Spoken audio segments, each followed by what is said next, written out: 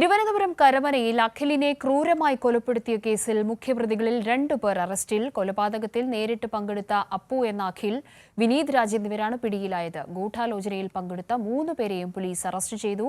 അതേസമയം നേരത്തെ പ്രതികൾ നടത്തിയ കൊലപാതക കേസിലെ ജാമ്യം റദ്ദാക്കാൻ പോലീസ് നടപടി തുടങ്ങി.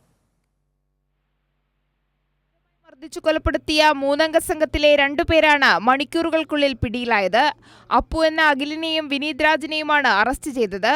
തമിഴ്നാട്ടിൽ നിന്നാണ് അഖിലിനെ പോലീസ് കസ്റ്റഡിയിലെടുത്തത്. തിരുവനന്തപുരം ചെങ്കൽച്ചൂളയിൽ വെച്ചാണ് വിനീത് രാജിനെ പിടികൂടിയത്. വിനീത് രാജാണ് അഖിലിന്റെ ദേഹത്ത് പാറക്കല്ലിട്ടത്.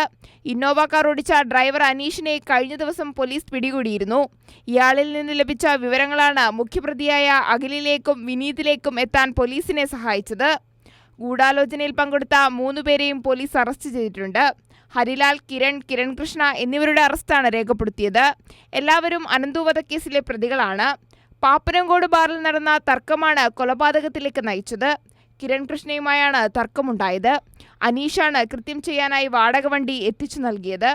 കിരണാണ് മുഖ്യപ്രതിയായ അഖിലപ്പുവിനെ രക്ഷപ്പെടാൻ സഹായിച്ചത്. 3-അംഗ സംഘത്തിലെ ഒരാൾ കൂടിയാണ് ഇനി പിടിയിലാകാനുള്ളത്. മുഖ്യപ്രതികളിൽ ഒരാളായ സുമേഷ് ഇപ്പോഴും ഒളിവിലാണ്. ഇയാൾക്കായി അന്വേഷണം ഊർജിതമാക്കിയിരിക്കുകയാണ് പോലീസ്. അതേസമയം പ്രതികൾ നേരത്തെ നടത്തിയ അനന്തു വധക്കേസിൽ ജാമ്യം റദ്ദാക്കാൻ പോലീസ് നടപടി തുടങ്ങിയിട്ടുണ്ട്. കൈരളി ന്യൂസ്, തിരുവനന്തപുരം.